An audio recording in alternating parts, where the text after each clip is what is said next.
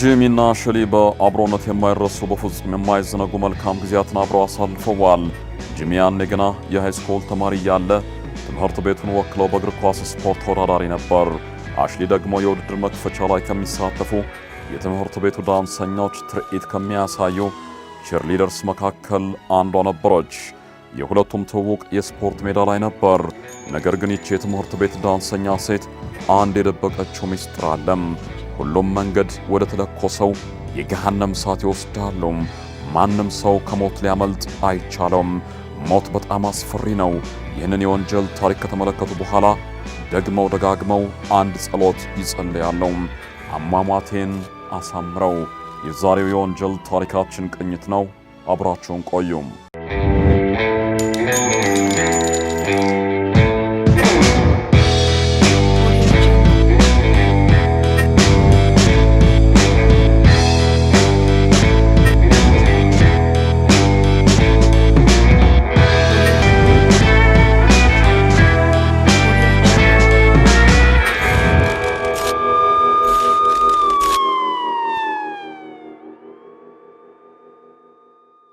ሞርጋን ታውን ቨርጂኒያ፣ ጊዜው ደግሞ እንደ ጎርጎሪያኑ የቀን አቆጣጠር 2002 ነበር። ጂሚና አሽሊ አብረው መኖር የጀመሩበት ዓመት።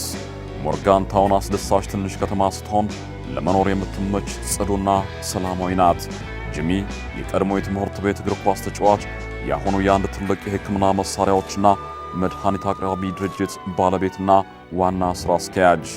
ጂሚ ጠንካራ ሠራተኛ ነው፣ የወጣት ቁም ነገረኛም።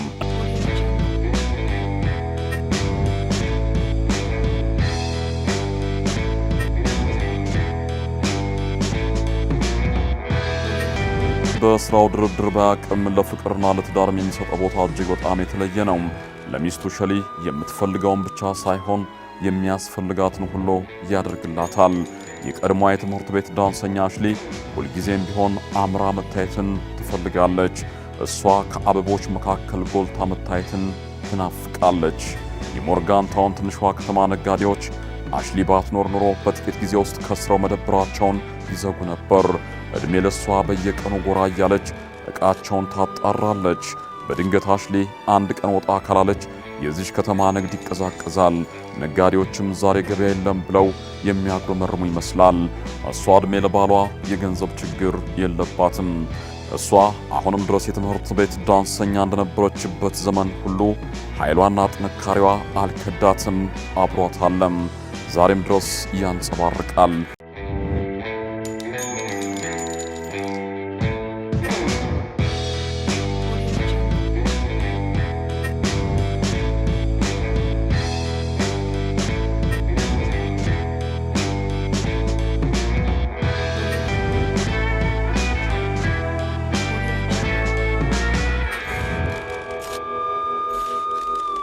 ቤትም ውስጥ ሆና እሷ ገና የ17 የ18 ዓመት ልጃገረድ ለመሆን ይቃጣታል። ጂሚን አሁንም ኮረዳ እንደሆነች ታሳየዋለች። ጂሚና አሽሊ ትዳር ሲመሰርቱ የመጀመሪያቸው አልነበረም። ሁለቱም የቀደመ ትዳራቸውን ፈተው ነው የተጋቡት። የሁለቱም ፍቅር የቀደመውንና ያልተሳካውን ትዳራቸውን እንዲረሱ አድርጓቸዋል። ጂሚ የቀድሞው ትዳሩን በደንብ ረስቶታል። መልካም ሚስት፣ መልካም ሥራ፣ መልካም ቤት፣ እነዚህ ሁሉ መልካም የሚመስሉ ነገሮች ግን የሞት ወጥመድ ነበሩም። እንደ ጎርጎሪያኑ የቀን አቆጣጠር ህዳር 29 2005 ማለዳ ሸሊ የጠዋት ሽፍት ነበረችና ባሏን ግንባሩን ስማ ወደ ስራዋ አቀናች። ይህ ቀን ከተለመዱት ዕለታት ይለያል ብሎ ያሰበ ማንም ሰው አልነበረም። ሸሊ በሥራ ገበታዋ ናት። አንድ አስደንጋጭ የስልክ መልእክት ደረሳት። የእሷ ሕይወት ከዚህ ቀን ጀምሮ በፍጹም እንዳሰበችው አይሆንላትም። በሰላም ቤቷን ቆልፋ የወጣችው ሴት ቤቷ በእሳት ተይዟል፣ ጋይቷል። ቤቱ ይቀጣጠል፣ አመድ ይሁን። እሷን ያሳስባት የባሏ ጂሚ ጉዳይ ይመስላል።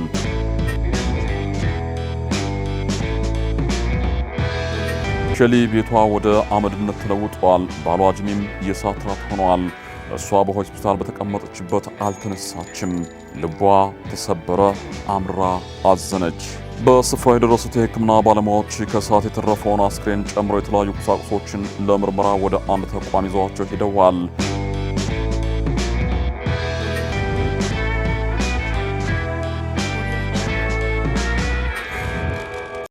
ሸሊ ራሷን እየወቀሰች ነው። ይህ ሁሉ የኔ ጥፋት ሳይሆን አይቀርም እያለች ነው።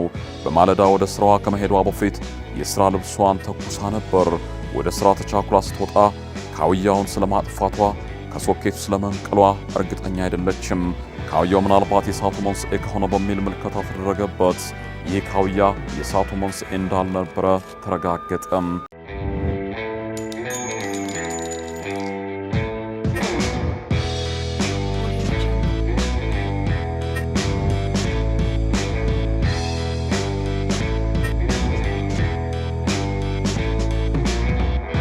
መርማሪዎች ተጨንቀዋል። የእሳቱ መንስኤ ምን ነበር? ከዚህ በላይ ግን ያስጨነቃቸው የጂሚ አሟሟት ነው። ጂሚ እሳቱ ሲነሳ ለማምለጥ እንኳ አልሞከረም። እሱ በተኛበት አልጋ ላይ ያለ ነበር የእሳት ራት የሆነው። ለምን ለማምለጥ አልሞከረም? አንድ ጤነኛ ወጣት በተኛበት ክፍል እሳት እየተቀጣጠለ ሕይወቱን ሲነጥቀው ለምን ለማምለጥ አልሞከረም ሲሉ በርካቶቹ ይጠይቃሉ።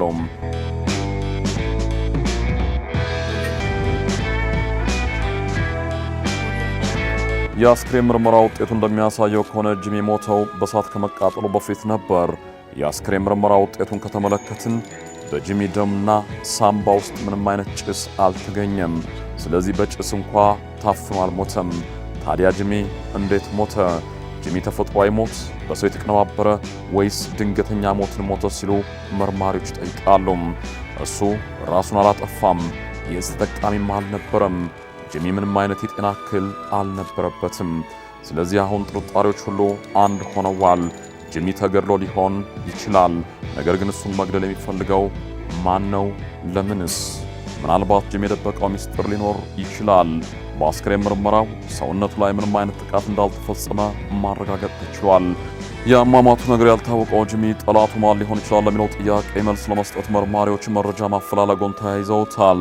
ሁልጊዜም ቢሆን በባል ግድያ ቀዳሚ ተጠርጣሪ ሚስት ናትና ሸሊ ለአንዳንድ ጥያቄ ፖሊስ የምርመራ ክፍል ተገኝታለች።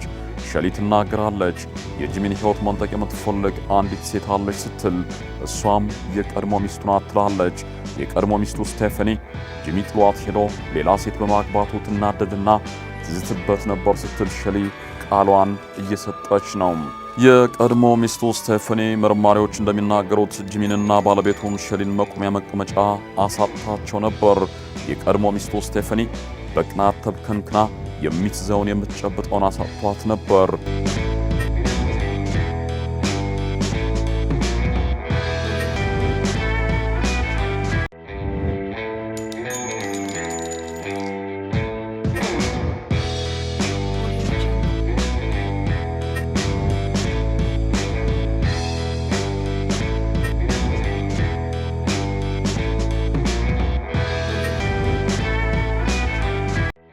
በእርግጥ የስቴፈኒ የሆነው ሁሉ ሸሊ ነጥቃታለች። የልጅነት ፍቅሯን፣ ልትኖር የምትችልበትን ቤት፣ ልትለብሰው የምትችለውን ልብስ፣ ሁሉንም ነገር ወስዳባታለች። በዚህ ሁሉ ቅናት ውስጥ የምትገኘው የጂሚ ቀድሞ ሚስቱ ስቴፈኒ ጂሚን ከመግደል ወደ ኋላ እንደማትል ሸሊ ሐሳቧን ሰጠች። እሷም አንድ ወቅት አስጠንቅቀው ነበር በእሳት አትጫወት ስትል።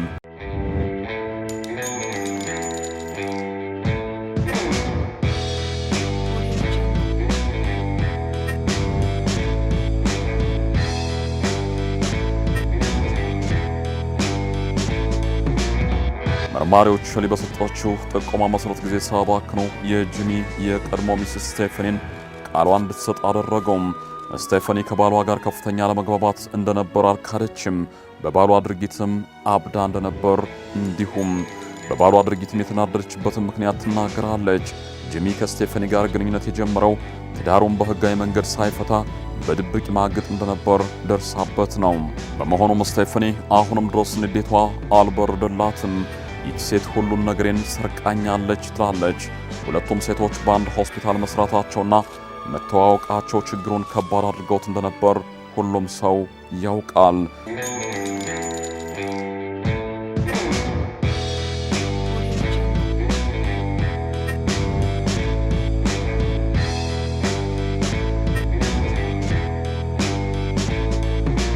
ስቴፈኒ እንደምትናገረው ከሆነ ሸሊ በወቅቱ ባለትዳር ብትሆንም ከትዳሯ ውጭ ከብዙ ወንዶች ጋር አንሶላ ትጋፈፍ ነበር። በተለይ ደግሞ ከባሏ ጂሚ ጋር። ለረጅም ጊዜ ባሏን በሸሊት ጥረጥር የነበረችው ስቴፈኒ ባሏን መነጠቋ እንደማይቀር እርግጠኛ የሆነች መጣች። የፈሩት ይደርሳል፣ የፈራቸው አልቀረም። ፍሬን የሌለው መኪና ይመስል ትዳራቸው በመጨረሻ ገደል ገባም። ታዲያ ስቴፈኒ የደረሰባትን የልብ ስብራት የቆሰለው ልቧ ቁስሉን እንዲሽር ለበቀል ተነሳስታ ሊሆን ይችላል ሲሉ መርማሪዎች ይጠይቃሉ። ይህን ማረጋገጥ የፖሊስ የመጀመሪያው ስራ ነበር። ስቴፈኒ ይህን እንዳላደረገች ማለች ተገዘተች። አሁን ላይ ቆንጆ ትዳር ይዛ የቀደመው የልብ ስብራቷ እንደተጠገነ እየተናገረች ነው። እንዲያውም ከአዲስ ትዳሯ አንድ ልጅ እንዳገኘችም ጭምር ቃሏን ሰጠች። ስቴፈኒ በማጠቃለያዋ አንድ ነገር ተናገረች። የጂሚን ገዳይ ማግኘት ከፈለጋችሁ ሚስቱ ሸሊን በደንብ ጠይቀዋት ስትል እሷ ብዙ ወንዶችን ከትክክለኛ መንገድ አስወጥታ ገደል ከታቸዋለች። ስለዚህ እሷን መበቀል የሚፈልጉ ብዙ ሴቶች አሉ፣ አይናችሁን እሷ ላይ አትንቀሉ ስትል በድፍረት ተናገረች። ይህን በማለቷ ስቴፈኒ ከተጠርጣሪነት ሙሉ በሙሉ ነጻ ባትሆንም ለመርማሪዎች ሌላ ጥሩ ግብአት ሆናቸዋለች። የሸሊ ጠላቶች ሊበቀሏት የሚፈልጉት ሴቶች እነማን ናቸው ሲል ፖሊስ ጠየቀም። የዚህን ጥያቄ ትክክለኛ መልስ ከፈለጉ የጂሚን የቅርብ ጓደኛ ማግኘት በጣም አስፈላጊ ነው።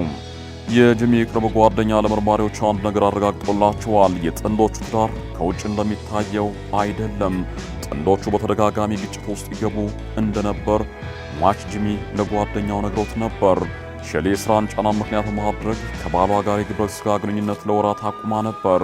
በእርግጥ ጓደኛው እንደሚናገረው ከሆነ ሸሊ ከባሏ ጋር ወሲብ ለማድረግ ፈቃደኛ ያልሆነችው የምትሠራው ሥራ ጫና ሳይሆን ከሌሎች ወንዶች ጋር ትተኛ ስለነበር ነው። እሷ ከሥራ ገበቷ እየወጣች አንዳንዴም በሥራ ሰበብ ከከተማ ወጣ እያለች ለቁጥር ከሚያዳግቱ ወንዶች ጋር ትዳራ ነበር።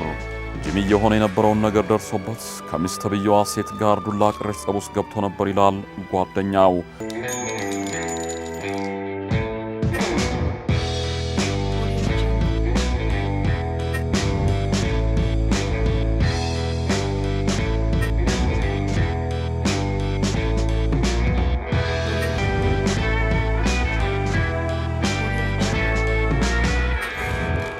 ጂሚ አንድ ቀን አድራሽ የሌለው አንድ መልእክት ደረሰው። ካርቶኑን ሲከፍት አንድ መልእክት አገኘም። ይችን ሴተኛ ዳሪ ሚስትህን ባሌን ለቀቅ እንድታደርገው አድርግ የሚል ነበር። ከዚህ መልእክት ጋር አንድ ተጨባጭ ማስረጃ አብሮ ተልኳል። ይህ ባይሆን ኖሮ ጂሚ የሚያምን አይመስልም ነበር። እጁን ወደ ካርቶኑ ሰደደው። የሚስቱን ልብስ አገኘ።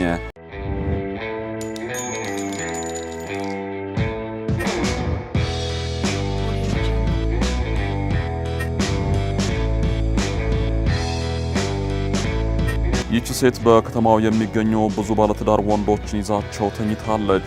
ብዙ ሴቶች በዚህ ሴት ምክንያት ትዳራቸውን ፈተዋል፣ አሊያም ትዳራቸው ተናግቷል። በቅናት ልባቸው ከሚቃጠሉ ሴቶች መካከል አንዷ ምናልባት ሸሊን ለመበቀል ጂሚን ገድላው ሊሆን ይችላል የሚሉ መላምቶችም ተበራክተዋል። በቀል ከተፈለገስ ለምን ጂሚን መግደል ፈለጉ? ምክንያቱም ጂሚ ራሱ ተበዳይ ነው። ምርመራው ቀጥሏል። የጂሚ የቀድሞ ሚስት አሁንም ድረስ ተጠርጣሪ ናት። ምክንያቱም ይላሉ መርማሪው አንዳንድ ስር የሰደደ ንዴት በረዥም ጊዜ እንኳ ሊቀንስ አይችልምና።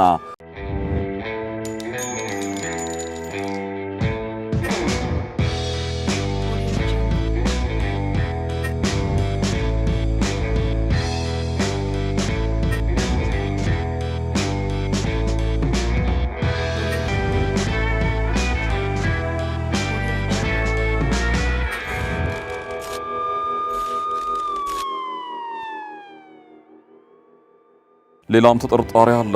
ራሷ ሸሊ ባሏ ከመንገዷ ገለል እንዲል ፈልጋ ቢሆንስ ይላሉ መርማሪዎች። ፖሊስ ሸሊን መመርመር ፈልጓል። ፖሊስ ጣቢያ ተገኝታ ቃሏን እየሰጠች ነው። የመጀመሪያው ጥያቄ በባልሽ ላይ ለምን መማገጥ አስፈለገሽ የሚል ነበር።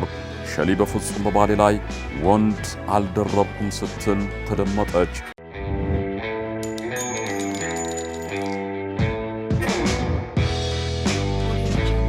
ባልሽን አንቺ ነው የገደልሽው ለሚለው የመርማሪዎች ጥያቄ እሷ መልስ ነበራት።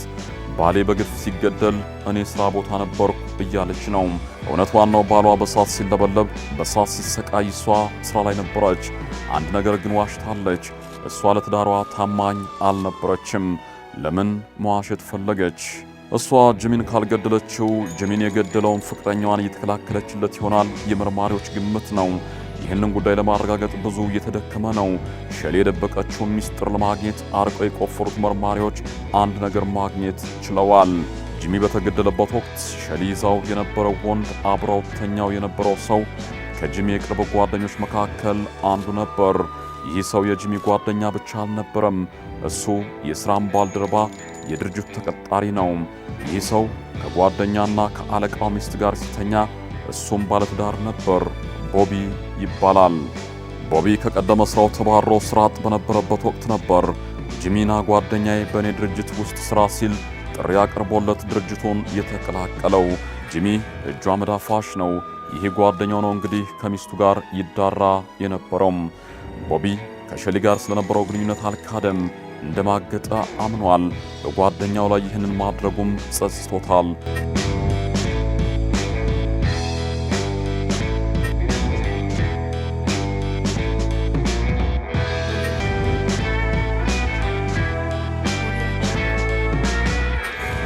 ቦቢ በጂሚ ዘንድ ሙሉ እምነት ስለነበረው ወደ ቤቱ እንደፈለገው ሰተት ብሎ ይገባል።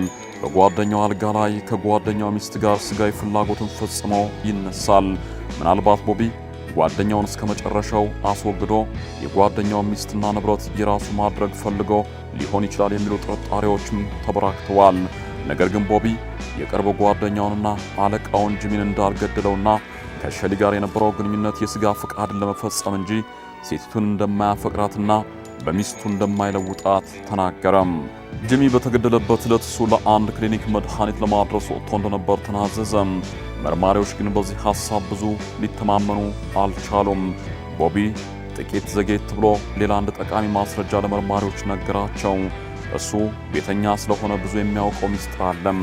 የጥንዶቹ ችግር ወሲብ ብቻ አልነበረም።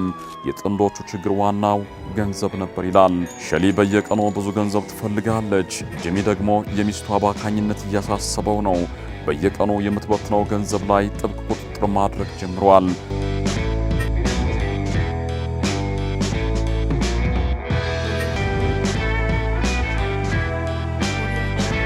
ሸሊ ሆስፒታል ውስጥ መስራት አልፈለገችም። ቦቢ እንደሚናገረው ከሆነ ሸሊ የነርስነት ሙያዋን ትታ የራሷን ድርጅት መክፈት ፈልጋለች።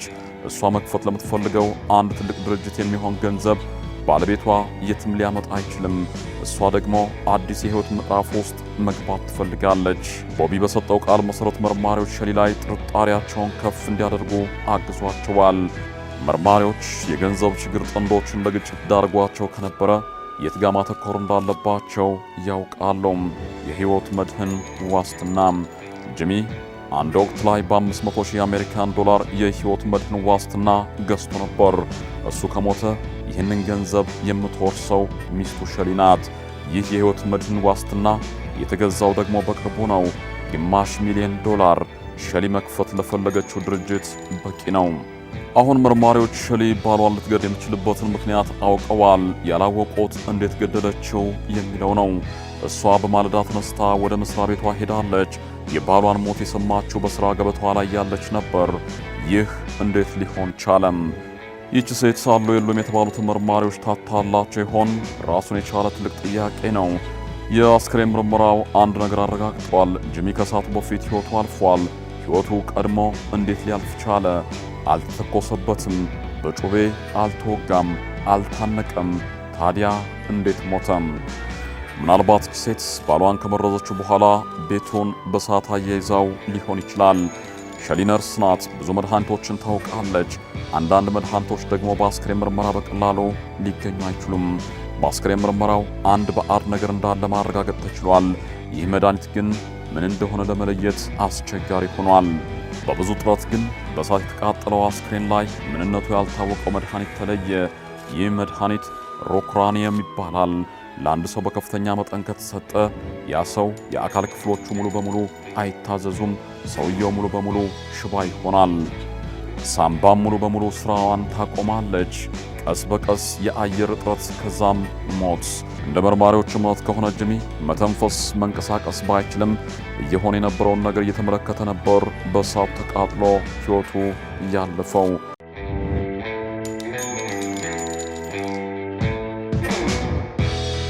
ሮኩራኒየም የተባለው መድኃኒት በሁሉም ፋርማሲ በቀላሉ አይገኝም። ይህ መድኃኒት ሆስፒታል ብቻ ነው የሚገኘው። ሸሊ ይህን አደገኛ መድኃኒት በቀላሉ የማግኘት እድል ነበራት። Rocuronium was what was called at the hospital a floor drug, which meant that it was easily available to people who needed it there because they might need it quickly and they had to have easy access to that. አሁን መርማሪዎች አንድ ጥያቄ መመለስ አለባቸው። ጂሚ ያየ በሳት ሲጋይ እሷ ሆስፒታል ነበረች። ይህ እንዴት ሊሆን ቻለም? መርማሪዎች ሸሊ በምትሰራበት ሆስፒታል ተገኝተው ቃለ መጠይቅ አደረጉ። በዕለቱ ሸሊ 12:30 አካባቢ ሆስፒታል ደርሳ በስራ ገበታዋ ነበረች። 2 ሰዓት አካባቢ ደግሞ ከሆስፒታሉ ወጥታ ስትሄድ የሥራ ባልደረቦቿ ተመልክተዋታል። ከተወሰነ ደቂቃ በኋላ ደግሞ ጎረቤቶቿ ወደ ቤት ስትገባ ተመልክተዋል። እንደ መርማሪዎች እምነት ከሆነ ሸሊ ጠዋት ወደ ስራ ስትሄድ ጂሚን መድኃኒቱን ወቅታው ነበር። በተጨማሪም ካውያው ሰዓት እንዲፈጥር ለኩሳው ነበር የወጣችው። ሸሊ በሥራ ቦታዋ ተቀምጣ ቤቷ በሳት መውደሙን የሚያበስር ዜና እየጠበቀች ነበር። ያሰበችው ግን ስላልሆነ ወደ ቤቷ መመለስ ነበረባት። ስትመለስ የሠራ አካላቱ ደርቀው ነበር። የሚሆነውን ነገር ግን በደንብ ይረዳል። ነገር ግን ራሱን ከሚነዳው እሳት ለመታደግ ምንም ማድረግ አልቻለም። የነበረው አማራጭ ልቡ እያነባ በቁሙ በሳት ተቃጥሎ ይችን ዓለም መሰናበት ብቻ ነበር።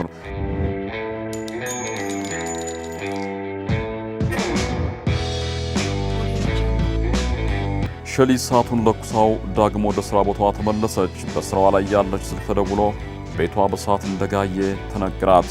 በመጨረሻም በባሏ ግድያ ወንጀለኛ ሆና የተገኘችው ሸሊ በዕድሜ ልክ እስራት እንድትቀጣ ተወሰነ። ሰላም።